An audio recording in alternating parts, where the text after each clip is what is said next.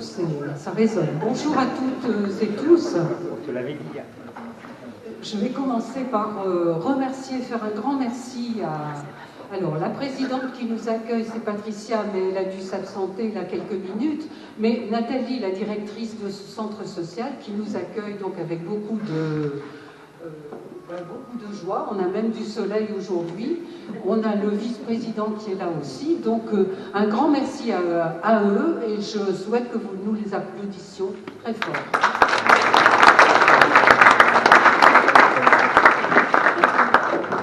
Merci. Alors, je vais dire un merci particulier aussi à Mélanie qui est venue nous rejoindre. Alors, Mélanie, c'est une déléguée de la Fédération nationale, je vais le dire comme ça tout simplement, qui a fait le déplacement pour venir participer à nos travaux et je trouve que c'est assez sympathique de sa part.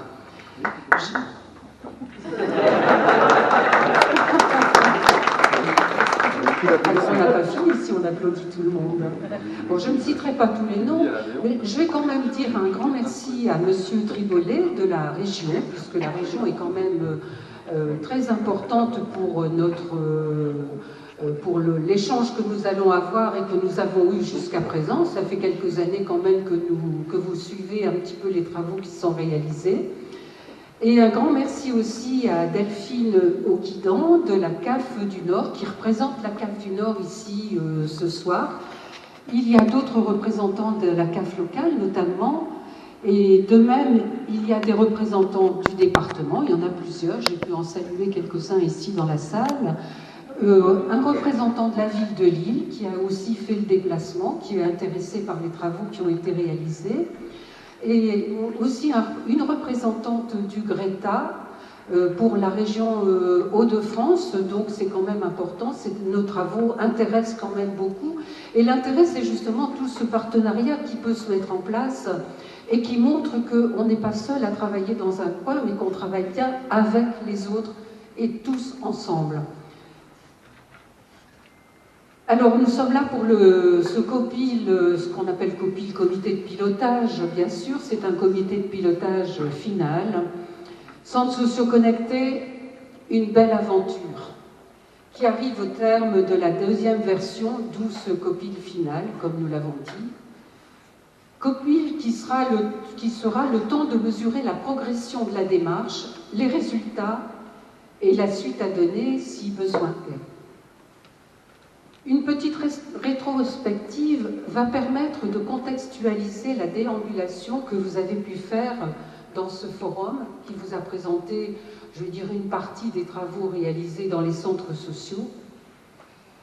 Pour la Fédé Nord-Pas-de-Calais, c'est une histoire qui s'écrit depuis 2017, avec la volonté manifeste des institutions de s'orienter de plus en plus vers le numérique pour faire une économie de temps, de personnel, une économie, on dira.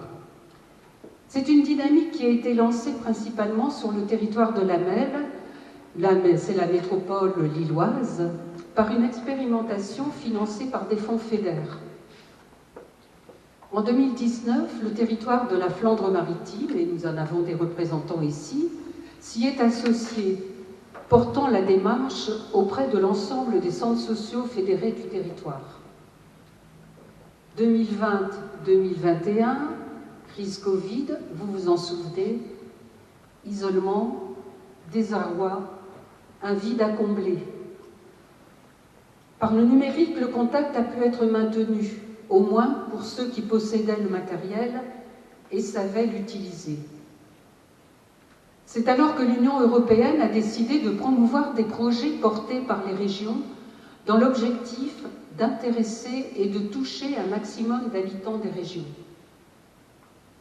La région Hauts-de-France a réagi rapidement en souhaitant une couverture du territoire maximale et ne pas avoir à étudier une multitude de micro-projets à travers les départements. Elle a donc sollicité les deux fédérations, Nord-Pas-de-Calais et Pays Picard, pour que chacune écrive son projet de vulgarisation, même si porter un tel projet n'est pas tout à fait dans les missions ordinaires d'une fédération. Et nous remercions donc à nouveau les représentants de la région Hauts-de-France pour cette initiative et cette aventure, parce que c'en était une.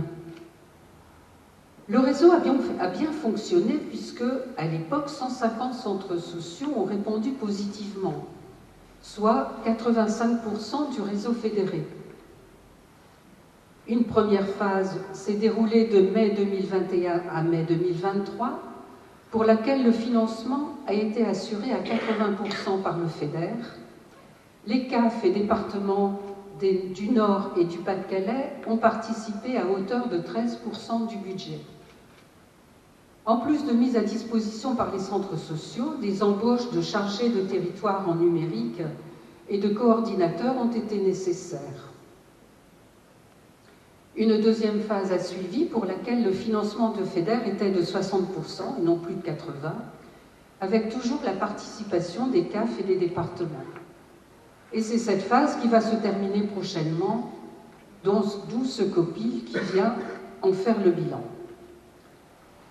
Quels étaient les enjeux de cette démarche?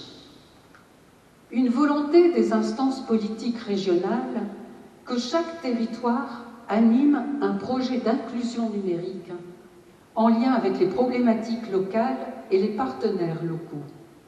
Ce qui a largement été réalisé, vous le savez, puisque vous en êtes.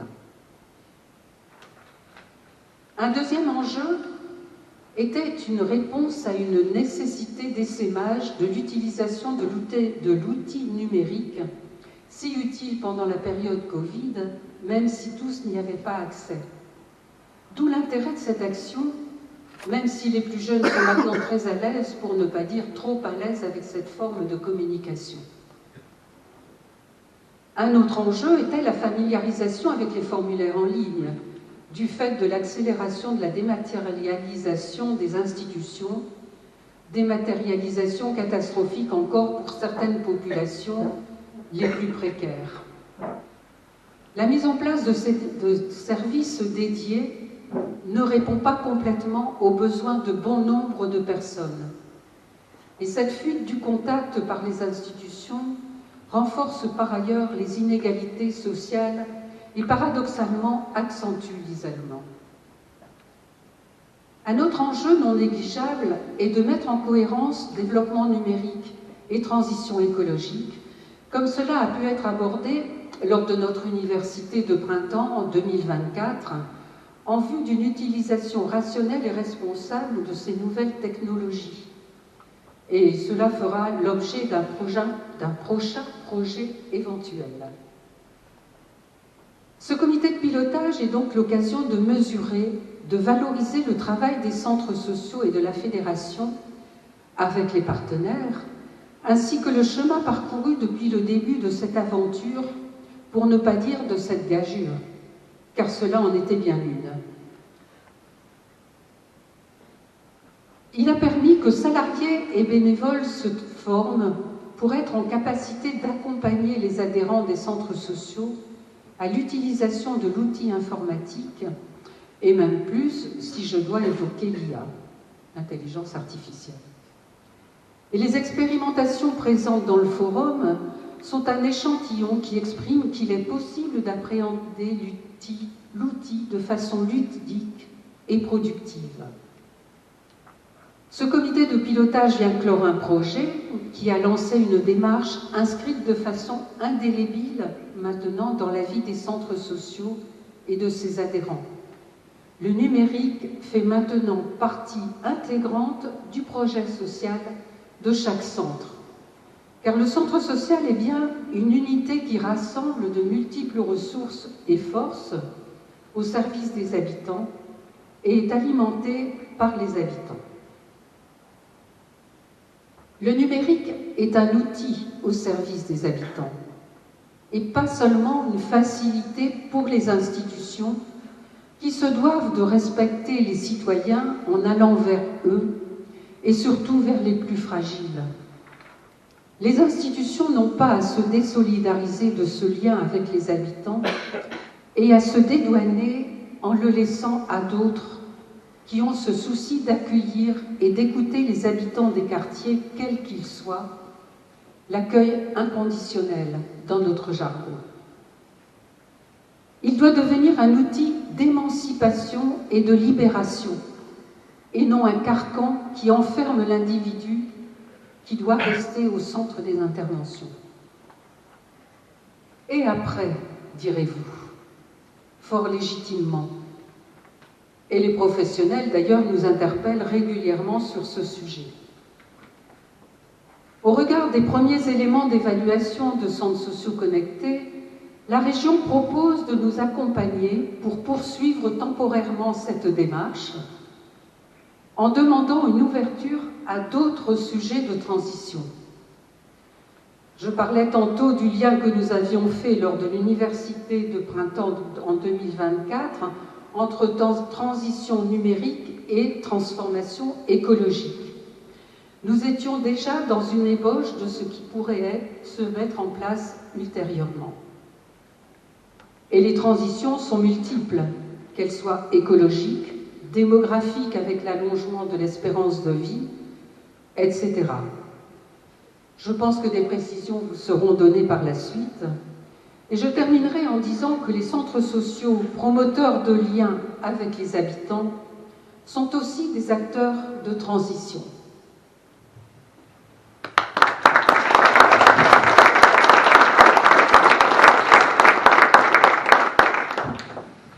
Merci Monique. J'ai demandé à Mathias peut-être de... Ah bah il est là. On va faire ce temps à deux voix là, avec Mathias. Donc moi c'est Yannick, je suis délégué fédéral en charge de l'animation territoriale et aussi de centres sociaux connectés pour la Fédération des centres sociaux. Et Mathias, délégué ressources et développement. Voilà, donc à deux voix. On a beaucoup répété. S'il y a des choses qui sont... C'est parce que c'est la première en fait. Si c'est pas encore répété, c'est parce que c'est la première. Et voilà. Donc là, sur ce premier temps de plénière, l'idée c'est qu'on vous fasse retour de tout ce travail qui a été mené autour de l'évaluation. Une évaluation qu'on a voulu à 360 degrés. Alors ça veut dire quoi 360 degrés? C'est qu'on n'a pas voulu juste regarder ce que Centres sociaux connectés avait produit en tant que Centres sociaux connectés, mais qu'est-ce qui s'était joué dans le fait que la Fédé porte Centres sociaux connectés. Déjà pour la Fédé, évidemment, mais dans le lien aux centres sociaux, qu'est-ce qui s'était joué dans les centres sociaux, entre les centres sociaux, dans les relations, enfin voilà, c'était quelque chose d'un peu plus large que juste la focale centres sociaux connectés. Et donc voilà, donc ce projet qui a été financé sur des fonds européens a impacté, voilà, c'était une aventure, on va dire, dans différentes dimensions. On va essayer de vous la raconter. Il y aura un premier temps aussi, là, après ce temps-là, où vous pourrez poser des questions. On va accueillir après des acteurs de centres sociaux connectés. On va accueillir un directeur qui va vous parler de centres sociaux connectés, un CTN et des partenaires. Ce sera l'occasion d'excuser David qui est malade et qui devait aussi, du point de vue des habitants, en fait, en tant qu'habitants, comment ils ont vécu centres sociaux connectés et comment ils se sont appropriés pour se mettre en mouvement sur des sujets qui avaient du sens pour eux. Donc on verra à ce moment-là ce qu'on en fait. Un petit temps de questions-réponses avec ces acteurs-là. Et après, le dernier temps de la plénière, on sera plutôt sur et après, à partir des éléments de discussion qu'on a pu avoir à la fois avec nos partenaires qui nous soutiennent sur cette dimension-là et les premiers retours du réseau qui a été interrogé sur les potentiels suites. On en discutera et évidemment on laissera à Thierry le soin de clôturer, de terminer le temps plénière. Et puis après, évidemment, on ira boire un coup. Alors, au plus vite on finit, au plus longtemps on peut boire un coup. Ce qui ne veut pas dire qu'il faut faut pas poser les questions pour aller boire un coup. Voilà. C'est surtout ça que ça ne veut pas dire. Bon, voilà, je te laisse démarrer, Mathias. Ça va l'acoustique? C'est bon? Un petit travers. On sait qu'il y a des personnes pointilleuses. Alors je vous propose d'aborder un petit retour en chiffres issus du reporting quantitatif qui a été fait tout au long du projet par les chargés de transition numérique. Et on sait que c'est pas la partie la plus rigolote du projet, mais ça nous permet quand même d'avoir des indicateurs assez forts.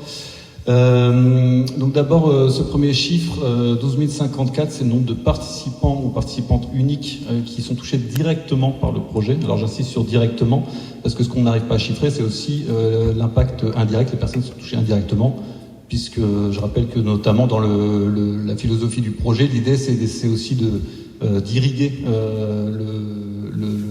les travaux autour de l'inclusion numérique dans l'ensemble du centre social. Et donc c'est parfois un travail en direct avec les salariés qui eux-mêmes ensuite sont en contact avec les habitants. Donc 12 054 et notamment 73% d'habitants, 22% salariés et administrateurs ou administratrices et 5% de partenaires, le partenariat qui a été aussi un axe particulièrement travaillé dans le projet. En termes de répartition par genre, on a quand même une majorité de femmes, ce qui n'est pas non plus une grande surprise au vu de ce qu'on connaît dans les centres sociaux.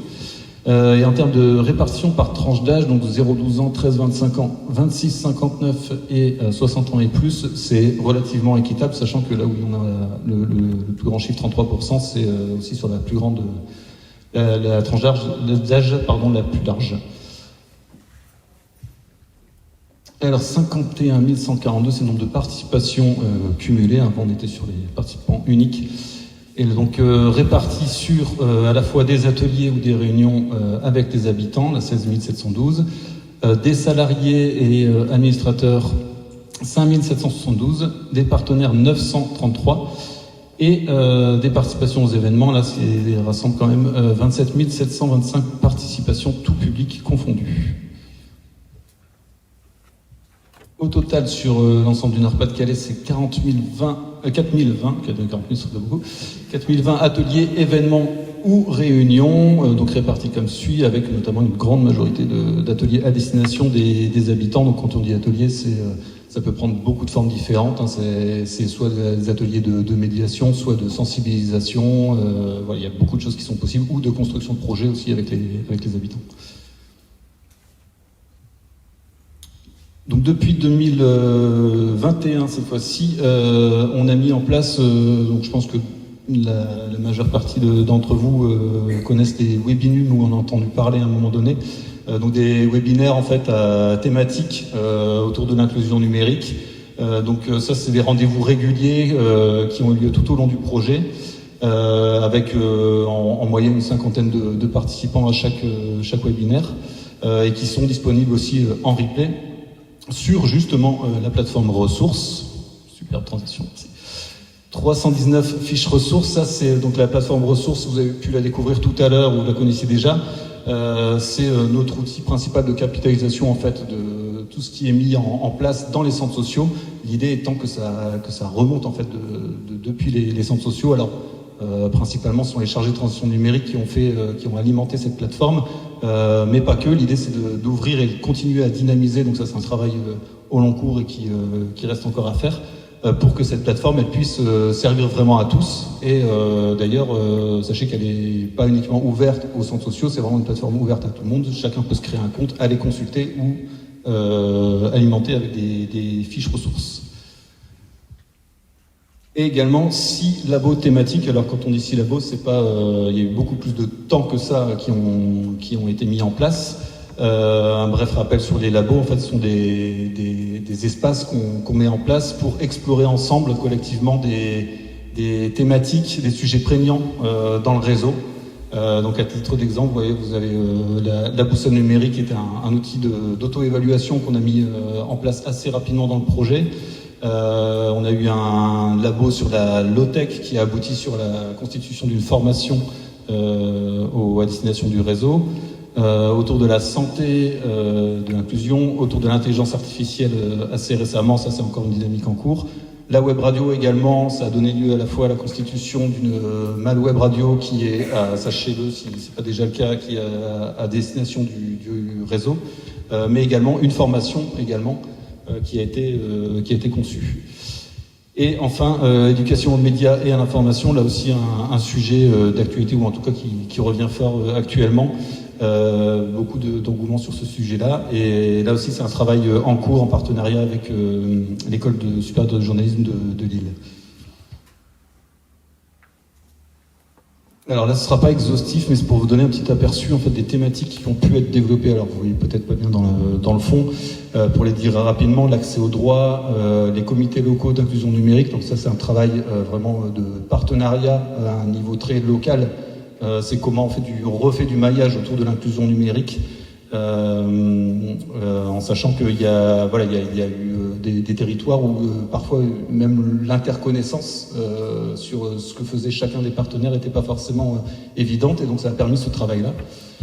L'éducation aux médias et à l'information, on vient d'en parler, protection des données, le numérique éthique et écologique, la prévention autour des écrans, bien sûr un travail sur les compétences numériques socles qui tend à être poursuivi et qui existait déjà aussi avant. L'accompagnement à la parentalité, les jeux vidéo, la découverte de nouvelles technologies, c'est comme si on continue à faire de la culturation sur les nouvelles technologies. La création audiovisuelle, le numérique ludique, les outils et pratiques collaboratives, donc ça plutôt à destination des équipes salariées, l'intelligence artificielle, et la communication, notamment le projet, c'est vrai qu'il a beaucoup servi de support aussi à la fonction communication des centres sociaux. Et donc voilà, encore une fois, c'est pas exhaustif, mais c'est pour montrer aussi que c'est un projet qui s'est voulu souple dans la façon de faire pour s'adapter à chaque territoire et même à chaque centre social. Et donc ça a permis de couvrir un large panel de sujets qui permettent aussi d'alimenter la plateforme ressources qu'on a vu tout à l'heure, et donc aussi d'être transmise en fait d'un territoire à un autre. Alors un des impacts, on va y revenir un petit peu plus tard dans le cadre des travaux d'évaluation, mais un des impacts du projet aussi, ça a été de découvrir des nouveaux profils de salariés, notamment avec les chargés de transition numérique et les coordinateurs aussi territoriaux, pour ne pas les oublier. Et pour certains d'entre eux, leurs missions se sont terminées à un moment donné dans le projet. Et sont soit restés dans le réseau sur d'autres fonctions. Donc ça c'est intéressant parce que ça a permis de voir que ces nouvelles compétences en fait elles ont pu être à la fois identifiées, développées, et ont pu permettre au centre social parfois de bénéficier de ces compétences sur d'autres fonctions. Donc vous voyez, il y a à la fois les personnes qui sont devenues directeurs de centre social, avec ça, des chargés de communication, des assistants de direction, on a même des personnes qui ont basculé sur la comptabilité, des référents jeunesse ou famille, des animateurs numériques, des chargés de projets transversaux, et des personnes aussi qui sont arrivées d'un centre social à la fédération des centres sociaux. Voilà, il y a encore une fois, c'est pas exhaustif, c'est ce qu'on a pu recenser aujourd'hui. Et puis des personnes qui ont quitté le réseau, mais qui ont pu s'appuyer sur leur expérience centres sociaux connectés pour aller dans d'autres domaines, notamment gestionnaire de fonds européens, technicien informatique, responsable communication en association, des formations conseillers numériques, formateur, pardon. Chef de projet informatique au département, des personnes qui font du conseil ou de la médiation sociale.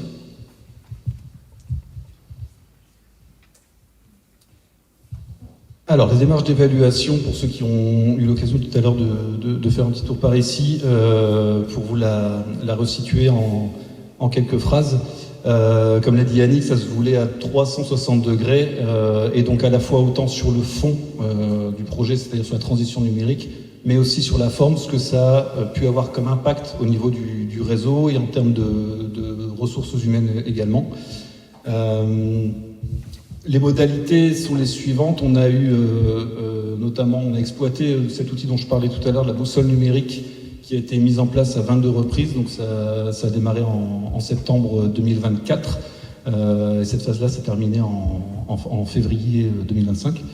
Ça a concerné à la fois, ça a permis d'aller sonder des habitants, des salariés, les équipes du chargé de transition numérique, les directeurs, administrateurs, vraiment tous les acteurs qui gravitent autour du centre social, à l'échelle du centre social du coup, et de l'assemblée territoriale également.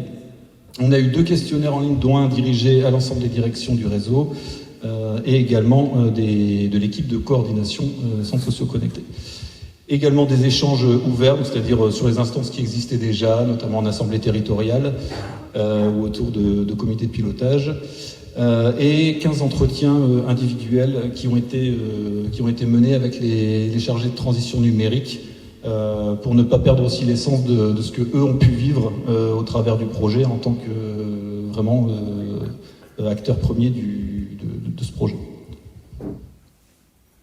Donc au total, c'est plus de 250 participants qui ont pris part à cette démarche d'évaluation, donc directeurs, directrices, salariés, CTN, habitants et habitantes, et coordinateurs, coordinatrices.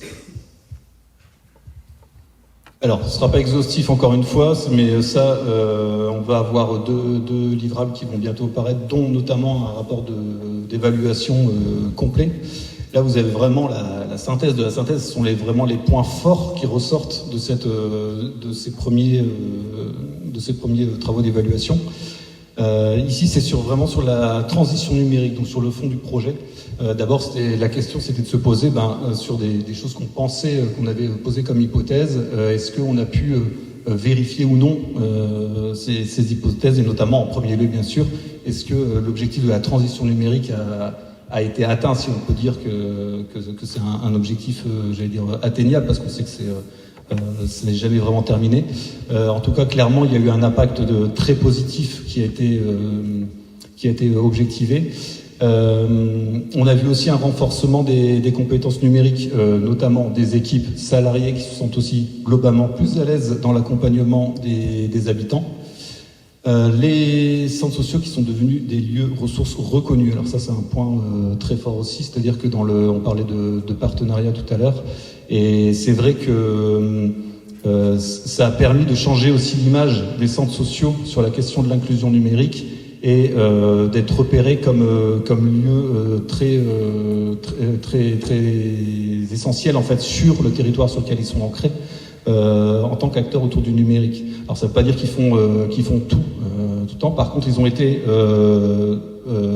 force de proposition aussi dans la rencontre avec les partenaires, et qu'ils ont au moins pu travailler la complémentarité entre les acteurs d'un territoire. On a eu aussi pour rester d'abord sur les points essentiellement positifs, une consolidation de l'offre d'accompagnement. Alors ça également, c'est à la fois quelque chose qui a été constaté, mais un souhait du réseau qui a été clairement identifié, c'est qu'on puisse continuer à avoir une fonction au niveau du réseau pour continuer à accompagner les centres sociaux sur des thématiques, sur les questions de l'inclusion numérique, avec des choses assez structurantes, comme notamment les labos qu'on a pu mettre en place, qui permettent de faire un peu langage commun en fait autour de nouveaux enjeux. Également le renouvellement de l'offre de formation. Comme je disais tout à l'heure, on a pu mettre en place de nouvelles formations à partir d'enjeux qu'on avait travaillés, et voilà, l'idée ce serait de pouvoir pérenniser aussi cette dynamique-là. Et bien sûr, tout n'a pas toujours été parfait. On a constaté qu'il y avait un impact qui était sur les publics, qui était parfois inégal. Alors inégal d'un territoire à un autre, d'un centre social à un autre, mais aussi parfois sur certaines tranches d'âge, parce que c'est pas toujours la même chose. Ça s'est fort ressenti dans les entretiens avec les chargés de transition numérique, que l'accompagnement notamment des publics seniors était demandé aussi beaucoup plus de temps et de récurrence également. Donc c'est aussi autant de moyens humains qu'il faut pouvoir mettre à disposition, parce que y a un certain besoin de répétition, de refaire les choses, et de redire les choses. Et voilà, donc ça c'est vrai qu'on n'avance pas de la même manière avec tous les publics. Et enfin, la pérennité de certains outils ou de pratiques qui restent fragiles. Alors c'est vrai que ça c'est une crainte qui est un petit peu exprimée partout. C'est que tout ce qui est mis en place notamment en premier lieu par les chargés de transition numérique, particulièrement quand c'est les chargés de transition numérique qui mettent en place, si la transition en elle-même ne s'est pas faite, le risque c'est que ça disparaisse en fait demain, parce que ça tient à une personne. Donc c'est tout l'enjeu de la transition, c'est que ça puisse en fait être transféré à d'autres personnes dans l'équipe. Et donc ça c'est une vraie question aujourd'hui, d'où aussi l'idée bien sûr de capitaliser un maximum autant qu'on le peut sur tout ce qui est mis en place. En termes de ressources humaines, on a constaté en premier lieu une professionnalisation des équipes salariées dans les centres sociaux, qui ont pu développer leurs compétences, mais aussi les chargés de transition numérique eux-mêmes qui ont pu développer de nouvelles compétences, parce que, ça permet de faire le lien avec le second point, c'est qu'on a découvert des profils assez uniques en fait, dans le réseau des centres sociaux qu'on n'avait pas l'habitude d'aller chercher ou de rencontrer. Je racontais tout à l'heure qu'on avait des personnes qui venaient plutôt du domaine de la chimie, du commerce, on avait plein de domaines différents. Mais le dénominateur commun, curieusement, c'est que non seulement ils n'avaient pas forcément fait d'études autour du numérique à proprement parler, mais ils avaient cette appétence et cette capacité en fait à être autodidactes sur le numérique. Et c'est aussi cette compétence-là d'auto-formation qu'ils ont parfois réussi aussi à transmettre autour d'eux dans le centre social. Ensuite, on a eu le partage de pratiques. C'est vrai que ça a été aussi très fort. C'est-à-dire que ce qui faisait un petit peu rendait un peu ce projet unique, c'était cette dimension de mutualisation des chargés de transition numérique entre, généralement, alors en moyenne, ça n'a pas été le cas partout, mais en moyenne sur 3 centres sociaux pour un chargé de transition numérique, donc un tiers-temps. Mais cette mutualisation en fait a permis aussi à la fois de pouvoir essayer des choses sur un centre social, de pouvoir le transposer parfois avec réussite ou non sur un autre, mais aussi de faire des projets communs. Et ces projets communs, ce qui est très intéressant, c'est que ça n'a pas toujours été sur le numérique, ça a pu parfois aller au-delà, on a des exemples comme ça, et avec des coopérations entre centres sociaux qui ne se voyaient pas toujours, qui n'avaient pas forcément toujours eu l'idée de coopérer ensemble, qui aujourd'hui voient un réel intérêt et c'est entré dans leurs habitudes en fait de coopérer sur leur territoire.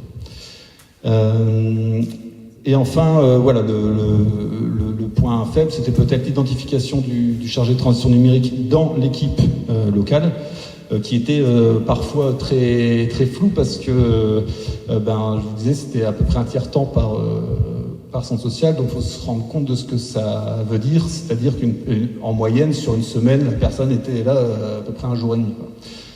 Donc ce qui veut dire que pour pouvoir s'intégrer, alors sachant surtout pour les chargés de transition numérique qui ne venaient pas du réseau des centres sociaux, ça voulait dire découvrir un nouveau domaine, découvrir la philosophie des centres sociaux, parce que c'était l'éducation populaire, et puis s'intégrer dans une équipe en fait, pour pouvoir mener des projets ensemble.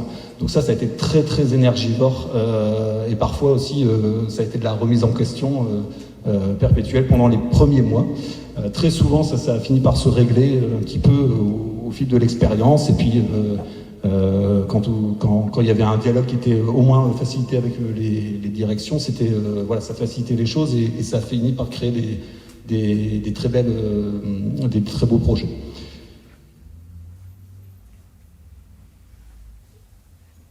Et enfin, l'impact des modalités de portage du projet sur le réseau fédéral, puisque ça c'était assez unique aussi. C'est la première fois finalement que la fédération porte un projet aussi opérationnel à l'échelle du Nord-Pas-de-Calais pour 150 centres sociaux. Donc ça a permis globalement d'avoir une dynamique collective qui était assez forte, avec des enjeux qui pouvaient fédérer tout le monde. Un renforcement du lien aussi entre les centres sociaux, donc ça je viens d'en parler un petit peu, avec la fédération aussi, parce que c'est vrai que la présence, très concrètement, la présence aussi de l'équipe de coordinateurs territoriaux qui sont portés par la fédération permettait aussi d'avoir une présence accrue en binôme aussi avec les délégués territoriaux. Donc ça a permis aussi de fluidifier un petit peu l'information et de renforcer le lien. Également entre professionnels, puisque ça a été aussi l'opportunité pour certains professionnels des centres sociaux d'avoir de l'échange de pratiques autour de thématiques. On pense en premier lieu aux référents famille ou jeunesse qui se sont beaucoup retrouvés dans les projets qui pouvaient les concerner. Ça a permis également la création d'outils et d'espaces collectifs qui sont reconnus aujourd'hui. Donc, on parlait encore une fois des labos tout à l'heure, mais de mettre en place des outils pédagogiques pour les besoins de l'accompagnement au quotidien. Dans les points de vigilance, on a eu aussi quand même quelques attentes parfois divergentes, c'est vrai, notamment au démarrage du projet, encore une fois. Je disais tout à l'heure que c'était un projet très souple, donc le revers de la médaille, c'est que il était parfois tellement souple qu'il fallait se mettre d'accord aussi sur ce qu'on voyait au travers de ce projet-là. Et ça, c'est vrai il y a pu y avoir un temps d'ajustement nécessaire par rapport à ça, notamment parce qu'on a aussi finalement plusieurs acteurs dans le centre social sur ce projet, C'est-à-dire qu'il y a à la fois bien sûr la direction, il y a l'équipe salariée, il y a le chargé de transition numérique et il y a le coordinateur aussi territorial, et avec des liens qu'il fallait bien définir, c'est-à-dire qu'il y avait à la fois le lien fonctionnel avec le coordinateur territorial et aussi le lien hiérarchique dans le portage du poste. Et puis portage du poste qui était pour 3 centres sociaux, donc il fallait aussi régler tout ça, qui avait quel lien sur quelle question. Voilà, et puis du coup la condition de réussite, si on devait repartir sur ce type de projet, c'était d'avoir un cadre qui soit quand même plus défini, plus affiné en amont, pour avoir un meilleur équilibre entre à la fois le pilotage, puisque c'est vrai qu'il y a quand même une ambition à aller tous dans la même direction, le soutien et l'autonomie locale, c'est-à-dire qu'on ne perd pas non plus les spécificités de chaque territoire dans leurs besoins. Voilà, donc, pardon, je n'ai pas du tout vérifié, ça va? Ok, bon, je termine très vite, de toute façon on est arrivé au bout, mais tout ça pour vous dire que voilà, c'est pas exhaustif, c'est vraiment les grands enjeux, les grands points qui ressortent aujourd'hui. Ça nous apprend beaucoup de choses, et on sait déjà que c'est des éléments sur lesquels on va déjà pouvoir, dont on va déjà pouvoir se servir sur la suite. Voilà. Et du coup, j'en termine là, et je repasse le micro.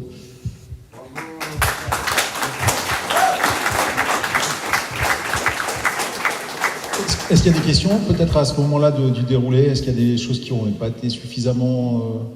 qui peuvent prêter à interprétation? Est-ce qu'il y a des questions?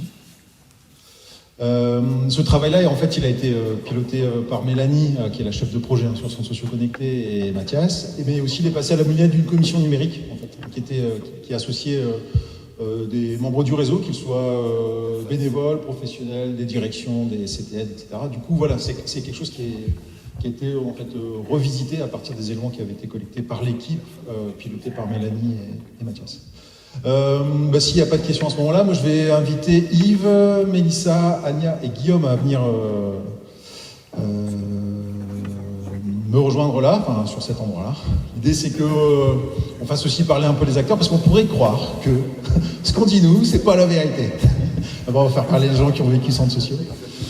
J'excuse David qui prenez place, prenez place. Logiquement, il y a assez de place pour tout le monde. Moi, je m'assieds pas. C'est trop bas pour toi. Okay.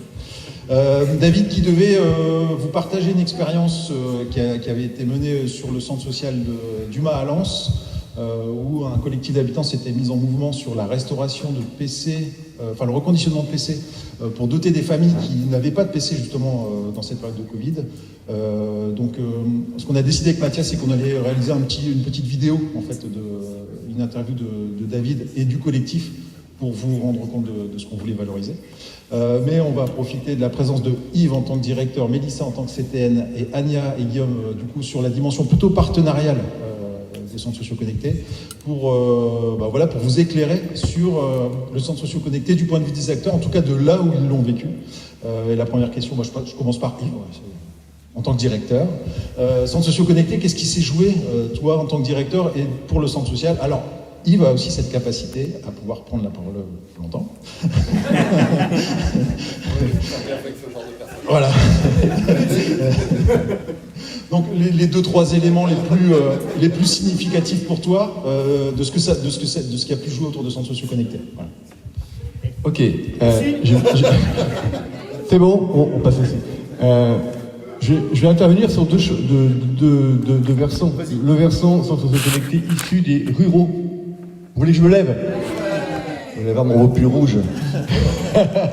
Donc, il y a le versant directeur d'un centre social qui était en ruralité, donc et qui fait partie d'une dynamique rurale avec 6 autres centres sociaux, qui est 2019, et qui a intégré la dynamique globale de la FEDE en 2020 aussi. Où là, en tant que directeur, en fait, vraiment ce qui a été plutôt un concurrent. Voilà, c'est le fait de pouvoir être en synergie entre plusieurs acteurs et d'être appuyé aussi. Mais ça a permis aux centres sociaux ruraux à l'époque de pouvoir faire le pas de plus en se disant mais pourquoi nous les ruraux on serait à nouveau à la marge. Voilà. Et donc ça a permis d'aller lever ça aussi dans les structures, d'amener des équipes et les habitants autour d'une dynamique du numérique avec nos problématiques qui étaient au départ, c'était comment on communique mieux du fait de la distance qu'il peut y avoir, de l'éclatement qu'il peut y avoir de nos structures. Comment on emmène aussi les habitants autrement, liés à ça, et comment on travaille aussi le renfort des compétences auprès des équipes aussi.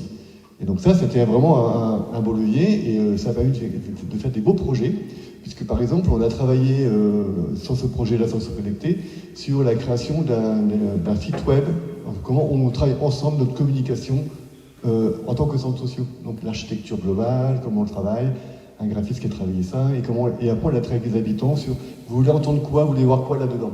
C'est un des points.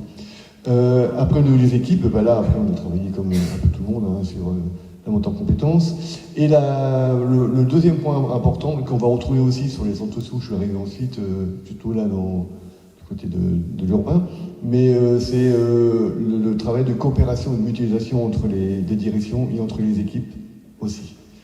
Et ça, c'était un vrai levier, parce que ça a permis de mieux travailler ensemble, de partager les compétences, de partager les idées, et puis de monter des projets communs. Ça, on l'a vu en ruralité, mais aussi sur le Cambrésis, il y a eu plein d'actions qui ont été montées. Sur le Cambrésis, il y avait 3 CTN, sur 2 ou 3 structures, donc, qui ont permis de travailler ensemble. Bon, Mélissa en parlera après. Et donc, ces CTN qui devaient travailler aussi sur plusieurs structures, en effet, c'était un des points de difficulté, c'était comment on travaille ensemble, comment on s'associe, comment on comprend la dynamique des centres sociaux quand on n'est pas dans le réseau au départ. Ça a pris du temps, il y a eu des points d'achoppement, dont vous en avez parlé. Et puis au fur et à mesure du temps, tout ça s'est mis en place et il y a eu des belles réussites. Voilà. Donc une des réussites, c'est que maintenant que Mélissa a profité aussi de ça, je vais finir Yannick, pour pouvoir aussi se projeter autrement. Donc voilà, de la coopération, de la mutualisation, pour aller plus loin ensemble entre directions, un travail aussi auprès des salariés bénévoles sur la montée en compétences, avec toujours cette idée d'échange qu'on a aussi entre nous, d'échange de savoir entre participants, entre collègues. Tu dirais qu'il y a un avant et un après quand même ou... Oui, en tout cas, là où je suis passé, là où je suis encore, il y a un avant et un après. Il y a un avant aujourd'hui, sur le Cambrésis, là où je suis aujourd'hui, il y a vraiment des équipes qui ont vraiment des belles compétences, qui travaillent ensemble, qui partagent des projets, qui montent des projets ensemble, qui ne faisaient pas avant. Voilà. Avec des partenaires, quand je dis ensemble, c'est pas forcément l'équipe du centre social, c'est aussi avec des partenaires qui sont associés, aussi autrement, et le centre social est devenu ressource pour certains. Voilà, aussi, là-dessus. Quand tu dis le centre social est devenu ressource pour certains, tu penses à qui ? Moi je le vois sur le territoire chaud aujourd'hui, on est auprès de la cohésion sociale, de la CAF, et là Jean-Sébastien, on a eu des actions avec la CAF où on est devenu un peu plus ressources de nos compétences numériques aussi, et le département, il agit aussi, où on a des échanges, on a un travail en commun qui fait autour de ça. Et donc on a une compétence qui est reconnue autour du numérique, et en tout cas de l'acculturation, et de façon plus globale maintenant des transitions, parce que ça a ouvert le champ, parce que là on travaille sur d'autres transitions aussi. Et donc voilà. Et il y a beaucoup, dans le retour qu'on a pu avoir dans les retours autour des échanges, etc., beaucoup mettent en avant le fait que ça a changé l'image des centres sociaux. Ça a un peu côté dépoussiéré certaines représentations qu'il pouvait y avoir autour des centres sociaux. Toi, tu le ressens un peu de cette manière-là ou... Alors, je ne peux pas le dire à l'Ocho aujourd'hui parce que je ne connaissais pas bien le territoire avant. Du coup, sur la JR, peut-être ? Mais sur la JR, oui, forcément, sur la vision des centres sociaux ruraux. Voilà, on était encore considérés comme des centres d'animation, voilà, et pas des centres où on avait de l'ingénierie, on avait des capacités à co-construire, à envisager des partenariats plus costauds. Voilà. Est-ce que vous avez des questions à poser à lui ? Après cette brillante présentation. Merci du coup.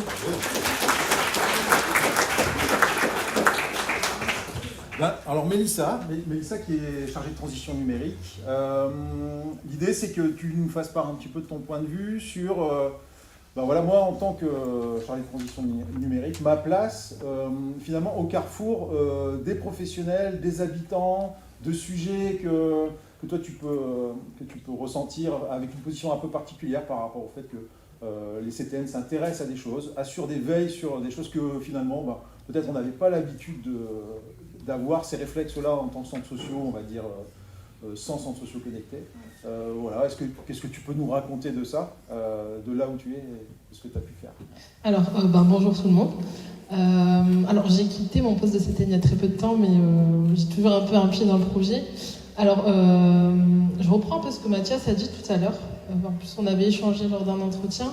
Quand on est CTN, c'est très particulier parce que déjà, comme tu le disais, on n'a pas forcément un profil numérique.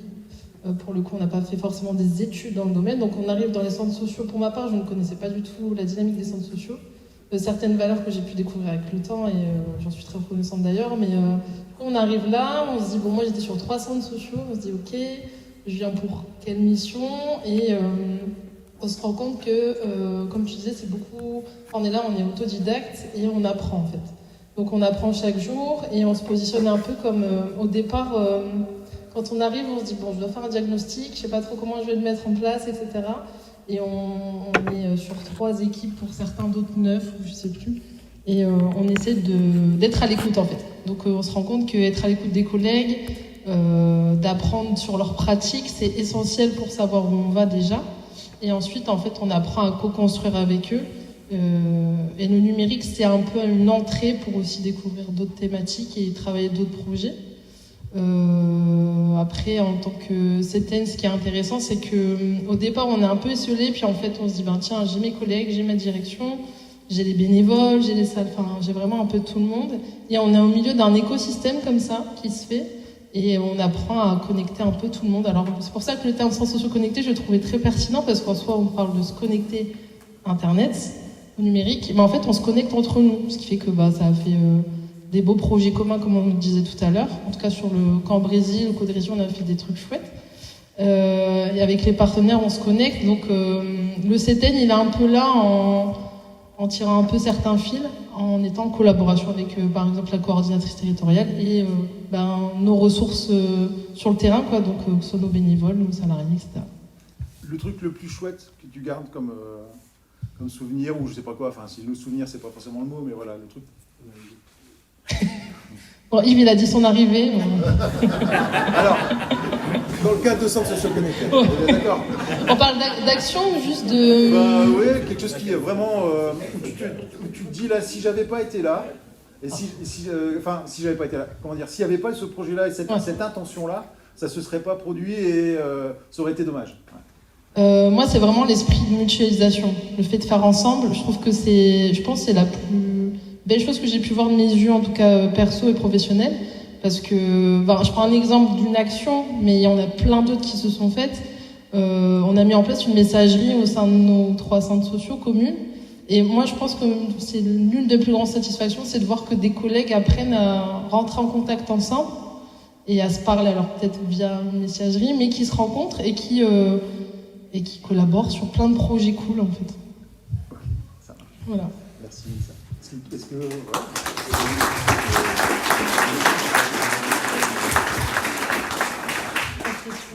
Vous avez des questions ou... Non, peut-être une petite intervention par rapport à ce que vous disiez qui est fort intéressant. On en parlait tout à l'heure en aparté. Ce que je trouve intéressant, c'est que nous, d'un point de vue, je veux dire, sur tous les territoires, vous parlez du Malance avec qui j'ai l'habitude de travailler, tout ça, tous les territoires, qu'on soit sur le Grand Littoral, qu'on soit sur l'île, etc., on a tous une vision différente des centres connectés parce que vous ne menez pas tous les mêmes projets. Et le fait du coup de fédérer, de vous appeler les uns les autres, de travailler tous ensemble, ça permet de mutualiser, du coup d'avoir une plus grande visibilité par rapport à nous, partenaires. Parce que du coup, effectivement, le centre Zola me parle, parce que le centre Dumas me parle parce qu'il est à côté de chez moi, alors que le centre de Lille ne me parle pas, je ne sais pas forcément. Il fallait que je vienne ici aujourd'hui pour savoir ce qui se fait à Lille ou ce qui se fait sur le Grand Littoral. Parce que, voilà. Donc maintenant, je sais qu'il y a un site qu'on peut répertorier. Mais pour vous, je pense que c'est une grande richesse de pouvoir échanger et puis de ne pas refaire des projets qui existent déjà et de pouvoir du coup les transmettre sur un autre territoire. En fait, c'est ça, on se rend compte que, on en parlait tout à l'heure, mais parfois un collègue ou un centre social à quelques kilomètres fait des actions déjà similaires ou est en avance sur une thématique et on se dit, ça sert à rien que je réinvente le truc, en fait, je vais le rencontrer, je vais en prendre note et parfois ça fait des beaux partenariats. Et le but, c'est que nos usagers, ils en bénéficient. c'est ça en fait, enfin, c'est le fruit de notre travail, c'est ça quoi, c'est de faire en sorte que tout le monde puisse bénéficier de ça. Merci. Bah, du coup, on peut passer à Guillaume et Anya. L'idée, sur le point de vue des acteurs, c'était avoir le côté habitant. Donc, on vous fera un petit reportage. Le côté direction, on va dire professionnel, le côté CTN au cœur de l'équipe. Et un pan du projet, c'était la dimension partenariale. Donc, l'idée, c'est... on a Anya d'Emmaüs Connect qui va témoigner de... la question que je pose, c'est plutôt qu'est-ce qui vous a intéressé finalement dans les centres sociaux connectés en tant que centres sociaux, dans centres sociaux connectés sur le partenariat, c'est-à-dire voilà, qu'est-ce qui fait que vous avez trouvé une appétence ou des points communs ou des sujets communs sur lesquels ensemble on pouvait avancer. Merci. Alors bonjour. Alors le projet dans les cadres duquel j'interviens. Le projet La Collecte Contact, c'est un projet de filière de réemploi du matériel numérique. C'est un projet qui a émergé dans le même contexte que le projet Centres sociaux connectés. Dans les contextes de Covid, on s'est rendu compte que les personnes qui ne sont pas équipées, c'est les personnes qui vont avoir le plus de difficultés à rester en lien, que ce soit avec leurs proches ou avec toutes les personnes qui les accompagnent aussi au quotidien. Donc, c'est dans ces contextes-là que nous avons lancé une filière où nous allons aller chercher les dons des entreprises et des collectivités, les dons de matériel, de parcs informatiques, réconditionnés par les structures d'insertion professionnelle, qui seraient ensuite distribués à destination de personnes en situation de précarité. Et c'est là que les liens que nous avons pu créer avec les centres sociaux a été très précieux, justement pour toucher tous ces publics que nous, autrement, on n'en aura pas accès. Je voulais en profiter pour remercier chaleureusement Guillaume et Maxence de Valenciennois et de Cambrésis, déjà de nous avoir fait confiance en tant que filière émergente sur les débuts où j'arrivais, je ne pouvais pas promettre que je pourrais répondre à tous les besoins du territoire. Et pourtant, on a pu continuer, lancer ces projets ensemble. Et donc concrètement, qu'est-ce qu'on a pu faire sur ces deux territoires? C'est grâce à la coordination territoriale, impliquer les centres sociaux de deux territoires pour proposer du matériel informatique. On était sur des PC portables et des tablettes à tarif solidaire à destination de leurs usagers. Moi, ce qui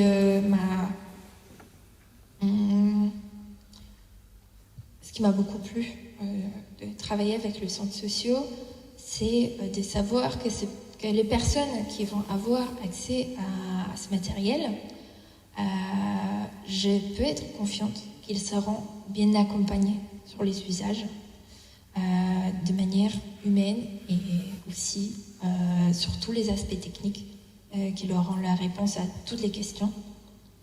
Bien évidemment, avec l'appui d'Emmaüs Connect sur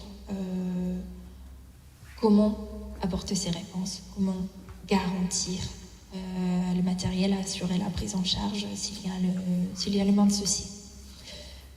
Donc, déjà, du point de vue d'Emmaüs Connect, l'impact, c'est de pouvoir toucher les territoires où on n'était pas encore présent, toucher les publics qu'on n'aurait pas touché autrement.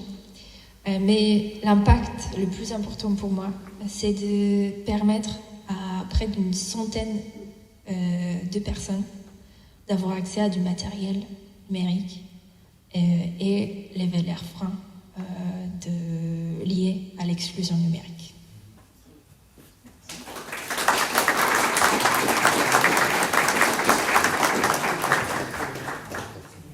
coup, est-ce que Guillaume, tu voulais compléter? Alors, Guillaume qui est maintenant coordinateur, mais qui est un peu aussi l'illustration de ses parcours au sein du projet Centres Sociaux Connectés, parce que tu as été aussi chargé de transition numérique et maintenant coordinateur. Voilà, donc pourquoi on ne vous ment pas?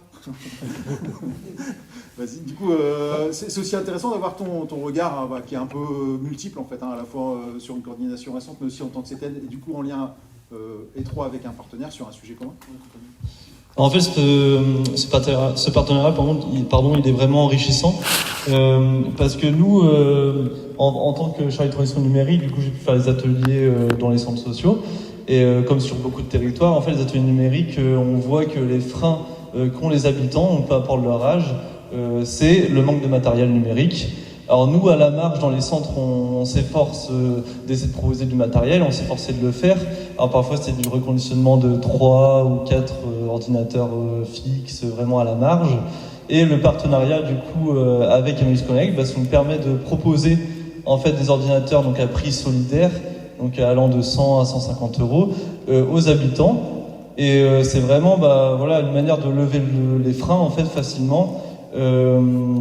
Il faut savoir que le partenariat s'inscrit aussi dans une dynamique locale, avec des reconditionneurs qui sont aussi nous très proches de Valenciennes, avec qui aussi on a des contacts. Donc c'est vraiment créer une boucle vertueuse autour du numérique et permettre de lever des freins, que ce soit pour les seniors, pour les mères de famille par exemple qui ont besoin d'accéder à l'ENT, un peu à l'ensemble de la population.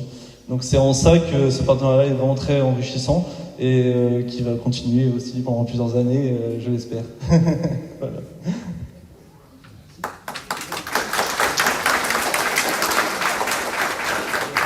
Il y a des questions dans la salle? Un peu le modérateur, on est en retard, on n'est pas en retard. Oui, en effet, si je pouvais compléter, c'est que pareil, je te rejoins, j'ai l'espoir que cette dynamique, elle pourrait se poursuivre maintenant qu'elle est lancée. Comme la coordination a été très précieuse pour pouvoir lancer ce projet, et j'ai hâte de pouvoir continuer avec vous.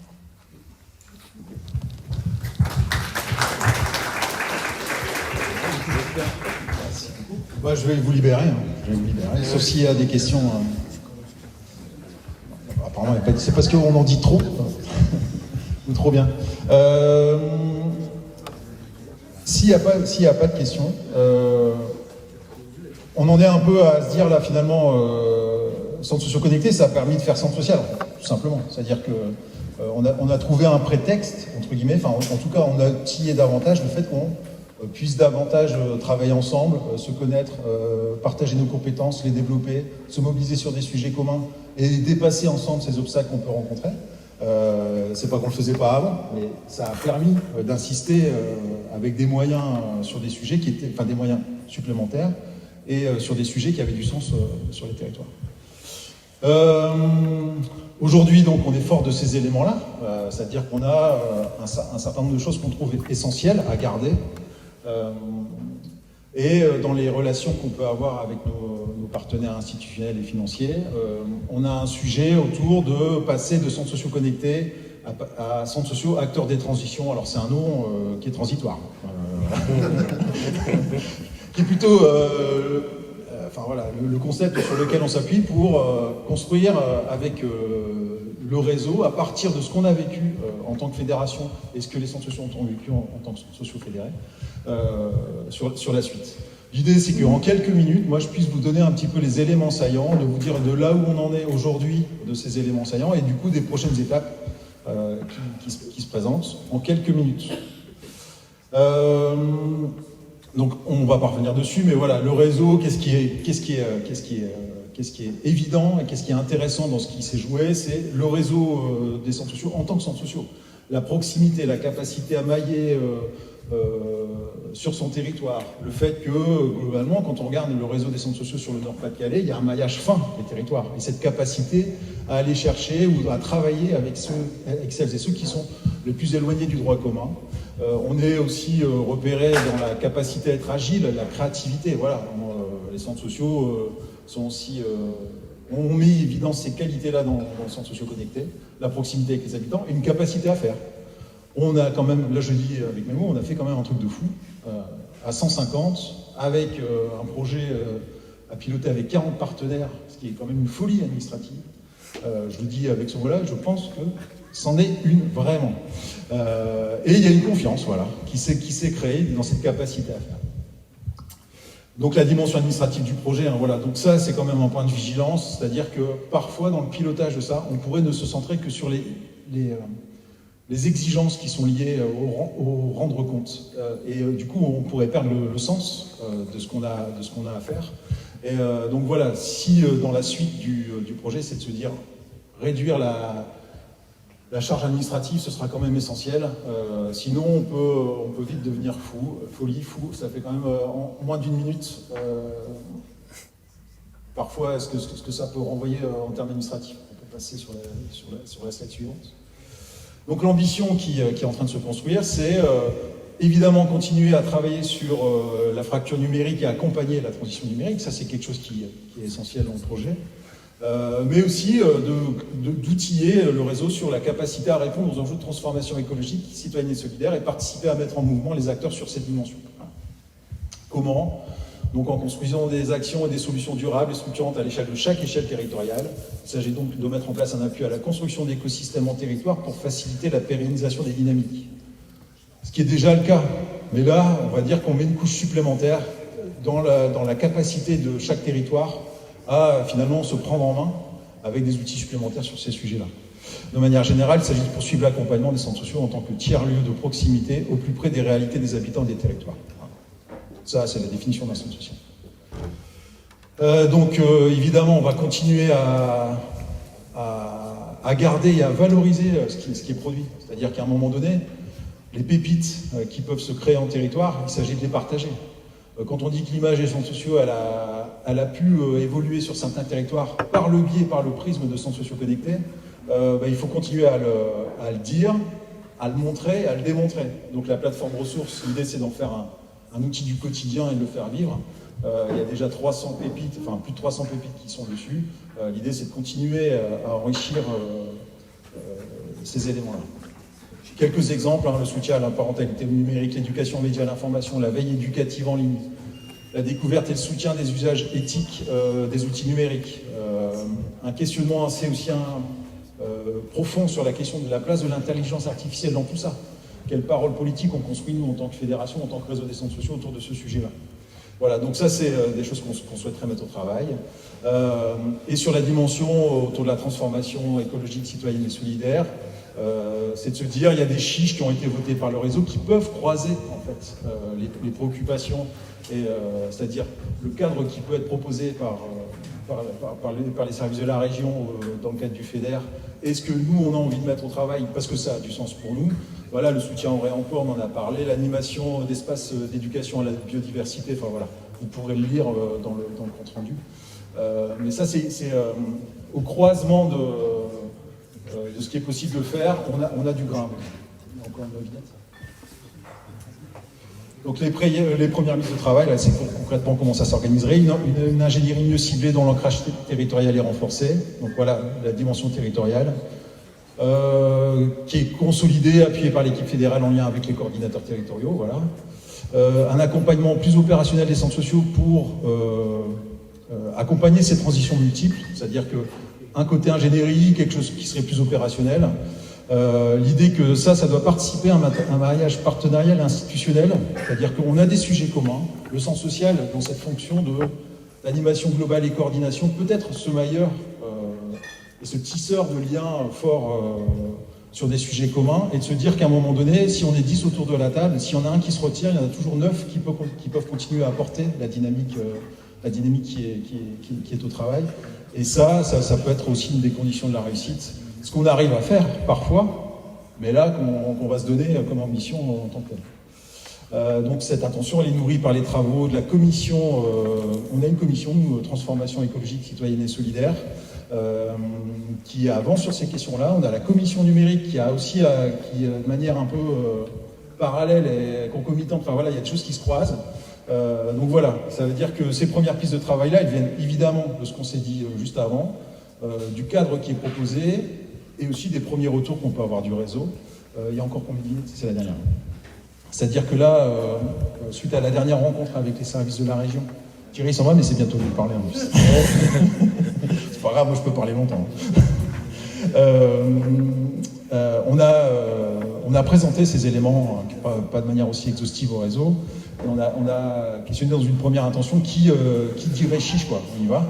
Parce que si les services de la région mettent une certaine enveloppe financière sur la table, ça veut dire qu'il faut qu'on trouve un peu le pendant de ces 60%, en fait. Et que dans le contexte qu'on vit actuellement, c'est peut-être moins facile qu'il y a 4 ans, c'est peut-être moins facile qu'il y a 2 ans, d'aller boucler les budgets sur certains projets. Donc on a déjà un certain nombre de centres sociaux, on en a 65 ou 66 qui ont déjà levé la main pour dire ça nous intéresse, sachant qu'il y en a beaucoup qui n'ont pas répondu au questionnaire. Je sais ce que c'est, j'ai été directeur de centre social, on ne répond pas toujours au questionnaire dans les temps. Je ne suis même pas sûr que... et on a même des structures qui ont déjà levé la main pour dire voilà, s'il faut porter un poste pour le réseau. Voilà.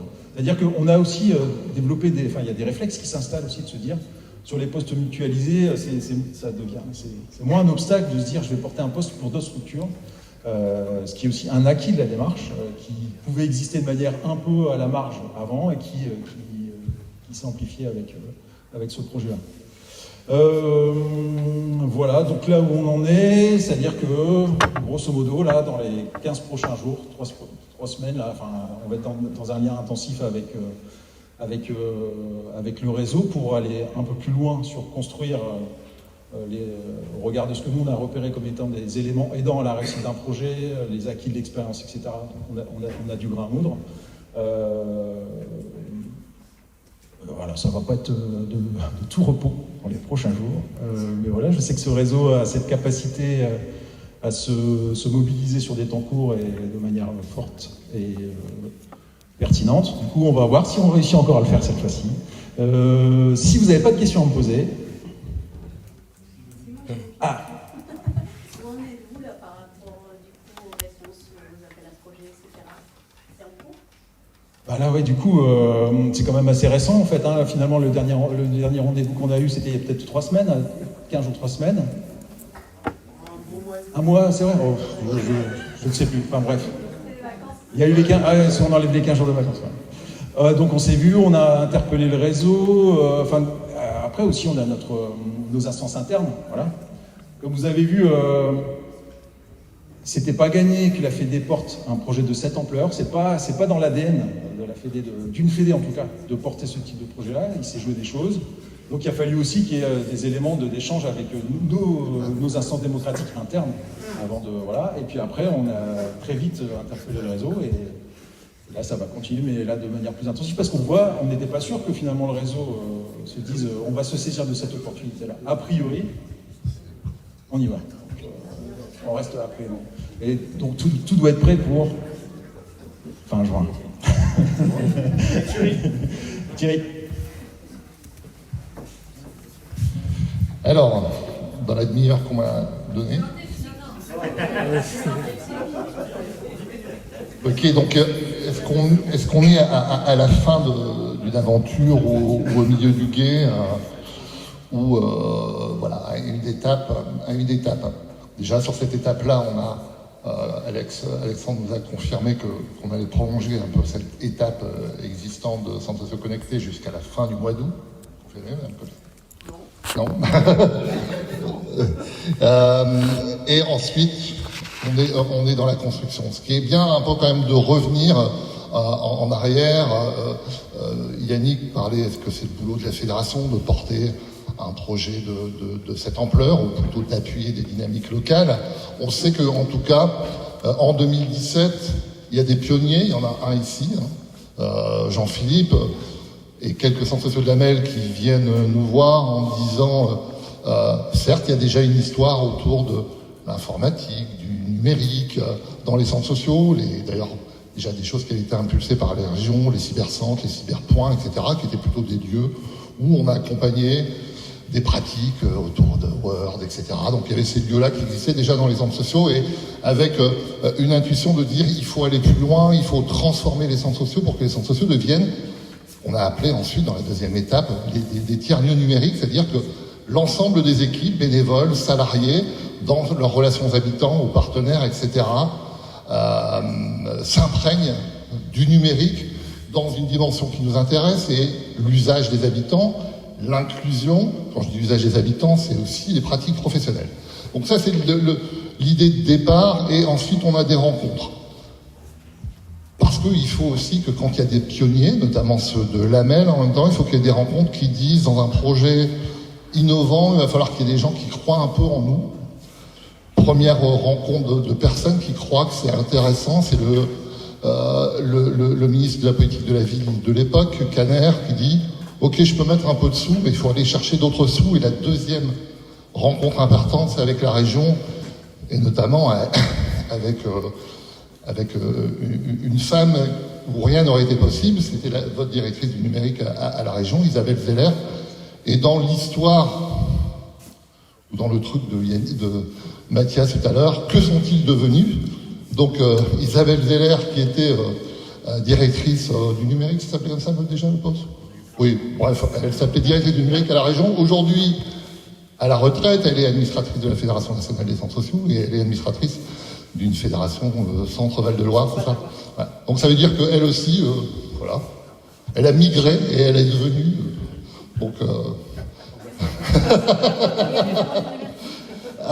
voilà, et donc une première expérimentation sur la MEL qui rejoint après le Douaisis, un écosystème très très important et intéressant qui se crée sur le littoral du Pas-de-Calais, avec là aussi un des pionniers, il y en a deux, et Éric Martin, il y a Isabelle, etc. Donc ça se passe là, ensemble Ravenois, Corinne est aussi là, le Valenciennois, bref, on a 70 centres sociaux dans la première impulsion, etc. Et qui créent des manières de faire. À l'époque, on disait la méthode va faire le projet, et pas le projet, etc. Je ne sais plus trop ce que ça veut dire, mais en gros, c'était pour avoir un slogan. On en a eu d'autres après, mais il y avait ce slogan-là à l'époque. À partir de ces expérimentations-là, arrive le Covid, arrive l'envie de l'Europe de dire on va mettre des sous dans... je sais plus comment, on va mettre des sous là-dessus. La région revient nous voir, de dire vous avez 7-8 projets, 70 centres sociaux qui y sont. Maintenant, on est prêt à mettre de manière conséquente de l'argent, mais il faut qu'on aille... Alors les premières expérimentations, elles n'étaient pas portées par la Fédé, elles étaient appuyées par la Fédé, mais elles étaient portées par un centre social chef de file sur un territoire.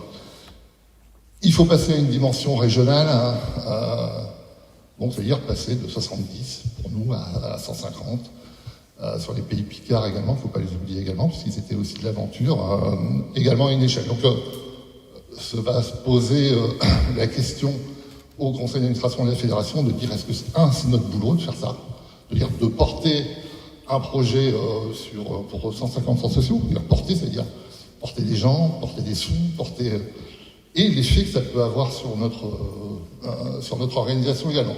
Donc on dit banco, on échange avec le réseau, ça arrange aussi beaucoup de gens finalement aussi que ce soit nous qui allions porter, on porte, et avec les deux étapes, et cette étape finale est toujours avec cette idée de dire il faut qu'on travaille sur l'inclusion, sur l'usage, sur la montée en qualification de nos équipes, sur l'usage des habitants, qu'on aille chercher des partenaires.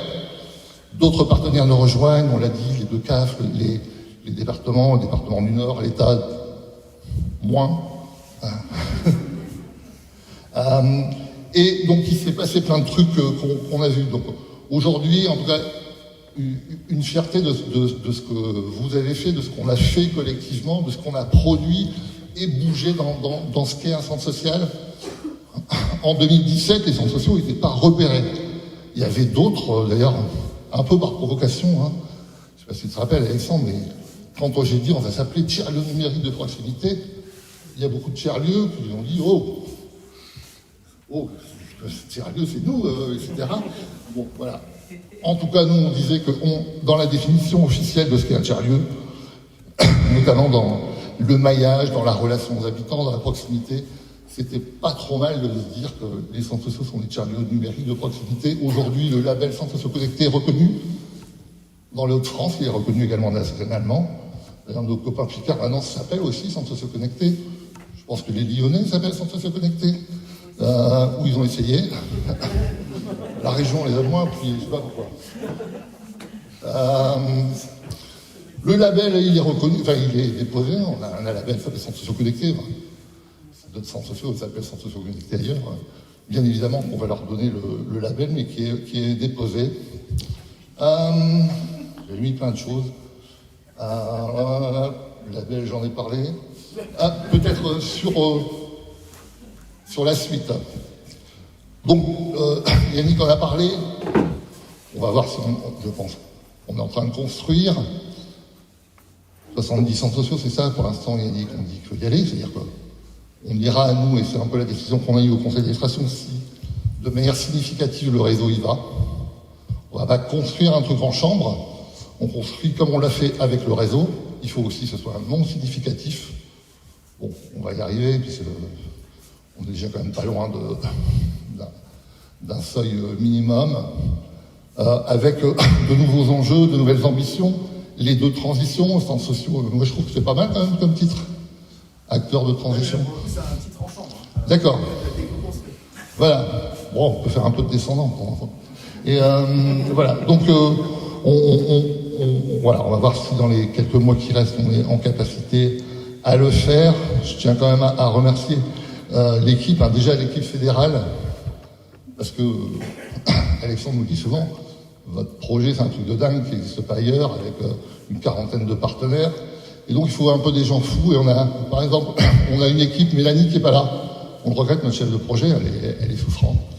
Mais Mélanie, point de vue administratif et financier, on a une bête de guerre là-bas qui s'appelle Léa. Elle est au fond. Fais coucou Léa.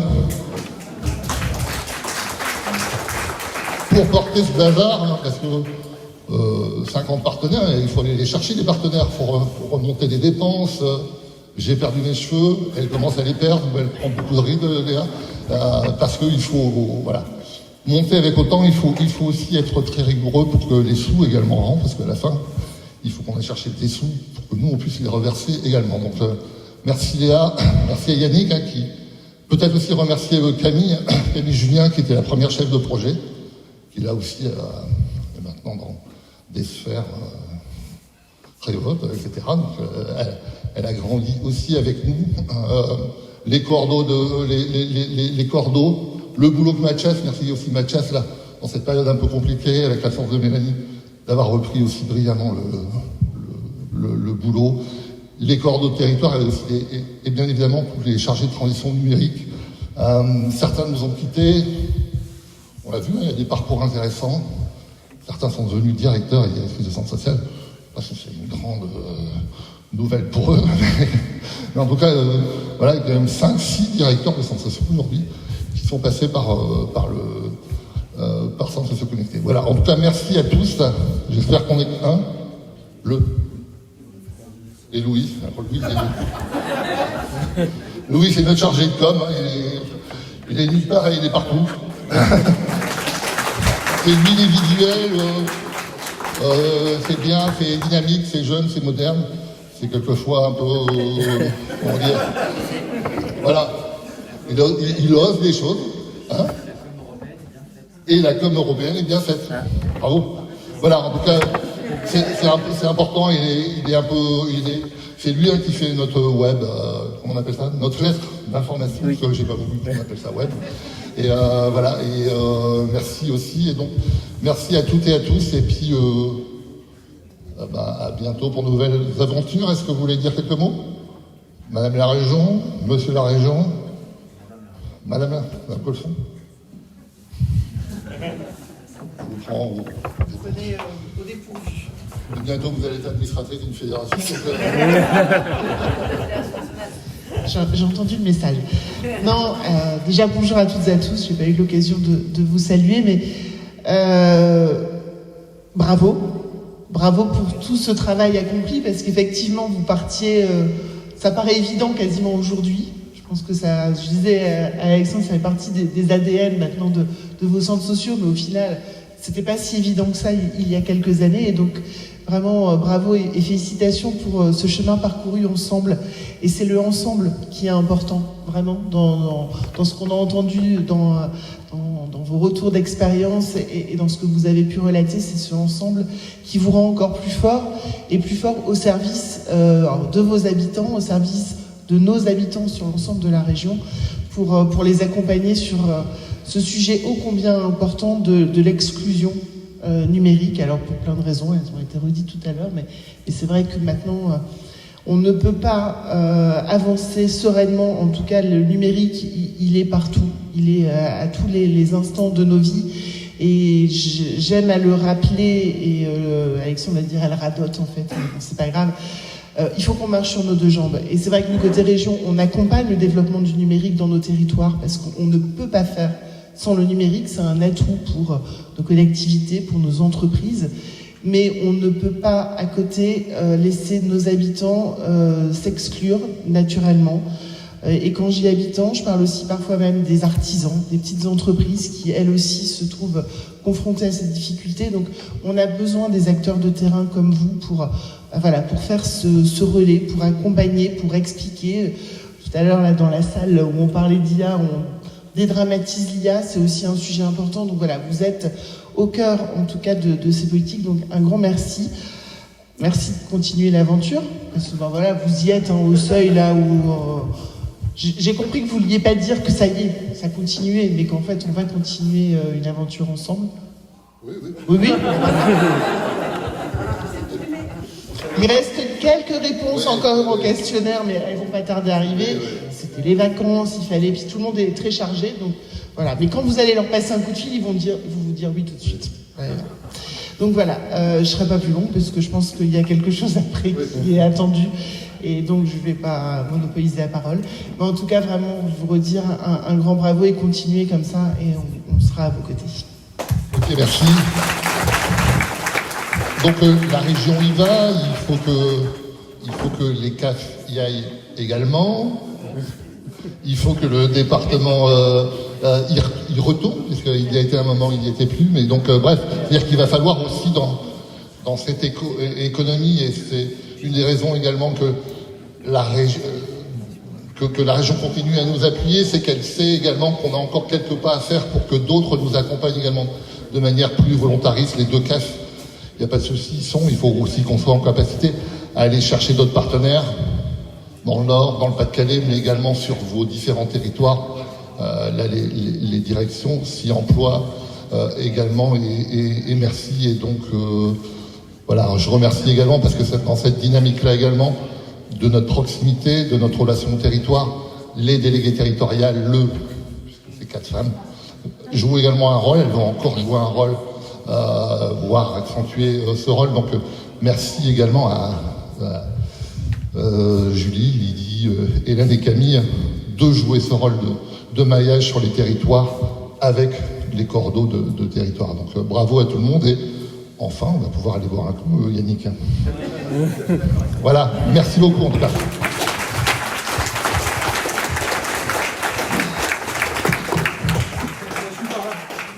On joue à l'extérieur.